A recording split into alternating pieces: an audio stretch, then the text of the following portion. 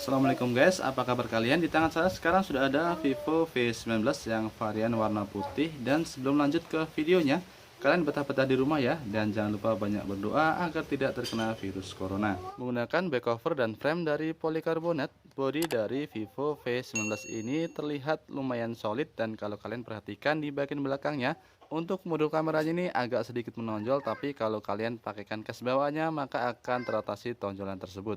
Dan kalau kita perhatikan di bagian bawah itu ada jack audio, kemudian lubang mic, lubang cas Type-C, kemudian lubang speaker.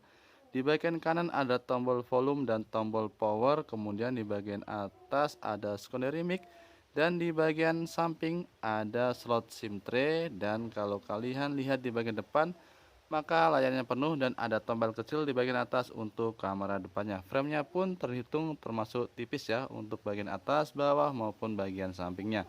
Dan ini adalah varian warna putih ya, atau crystal white. Dan ada dua varian warna, yang satu aqua blue dan yang ini adalah varian warna dari crystal white. Layar adalah salah satu bagian yang paling saya senangi dari Vivo V19 ini, dengan beberapa pertimbangan. Yang pertama itu panelnya itu Super AMOLED yang warnanya sangat enak dipandang, kemudian bentangnya itu 6,44 inci yang terasa pas ya.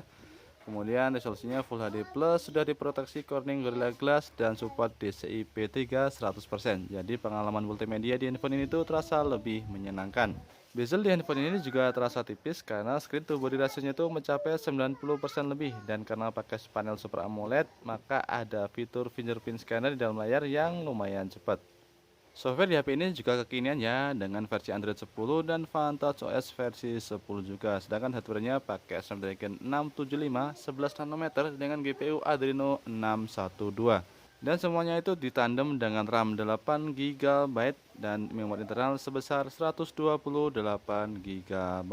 Kalau kalian perhatikan di bagian depan ada tompel kecil ya, ini Vivo klaim paling kecil di dunia, yang isinya adalah kamera depan 32 megapiksel yang perekamannya maksimal di Full HD 30 fps.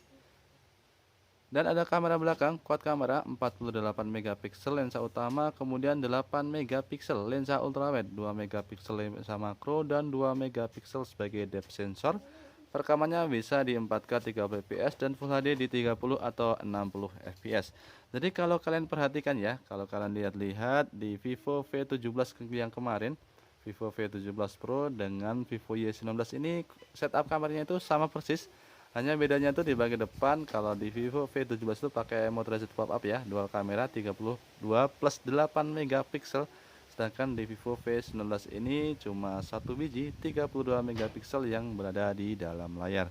Di bagian baterai ada kapasitas 4500 mAh yang sudah support fast charging 18 watt. Jadi baterainya gede, ngecasnya juga cepet. Tapi kalau kalian masih takut juga kehabisan baterai, bisa aktifkan super hemat daya. Dan nanti HP kalian akan jadi seperti ini. Jadi hanya bisa menampilkan jam, kontak, pesan, dan telepon saja. Jadi kesimpulannya, menurut saya pribadi, Vivo V19 ini mirip sekali dengan Vivo V17 Pro dengan beberapa perbedaan ya. Dalam artian perbedaannya ini peningkatan, artinya perbedaan yang bagus. Yang pertama dari segi harga ya, Vivo V17 Pro itu di atas 5 juta dan V19 ini harganya di kisaran 4 jutaan. Kemudian di bagian layar sama-sama panel AMOLED, sama-sama fingerprint dalam layar, dan sama-sama bentang dan resolusinya. Tapi di Vivo V19 ini sudah DCI P3 100%, jadi untuk pengalaman multimedia lebih bagus. Kemudian satu lagi adalah baterainya ada peningkatan dari 4100 mAh ke 4500 mAh. Dan sekian dulu ya videonya, semoga bermanfaat. Sampai jumpa dan assalamualaikum.